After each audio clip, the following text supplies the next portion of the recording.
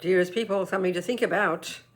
You know, when we think about Buddhists, people have this kind of, I think there's some cliched views about what a Buddhist is, you know. So maybe you're a Tibetan Buddhist and they think all you do is you sit down and you do your prostrations and your mantras and your holy things. And then if some other people think Buddhist is meaning meditate, one of the key words, if you say Buddhist, people say meditate.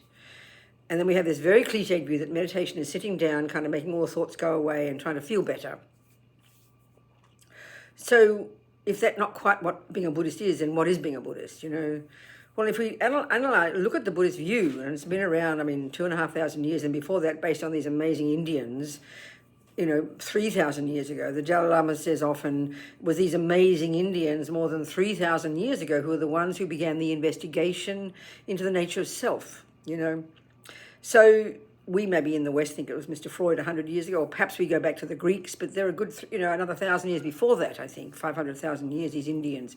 And only now, I think, are we starting to understand these geniuses. What they did, they created this technique, this is the central technique in Buddhism. One of the central techniques that Buddha took with him when he diverged in his own direction.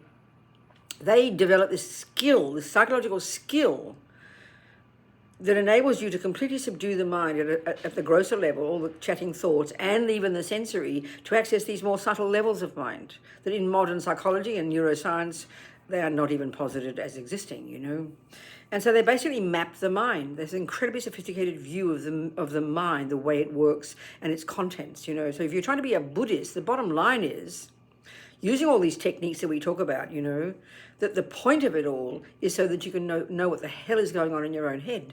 And so that then the key thing is that you don't take it, we don't see it all as set in stone, absolute. There's anger, there's jealousy, there's love, I'm this, I'm that. Very fixed, narrow view we have of ourselves, our own conceptual story, that we can unpack and unravel those conceptual stories and we can change them. That's the bottom line.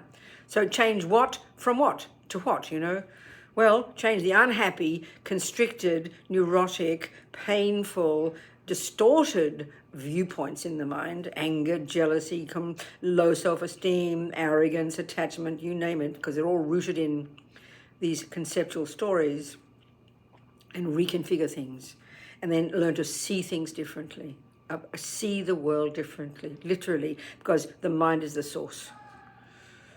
That's the bottom line. Everything I ever say is coming down to this, So let's think about that.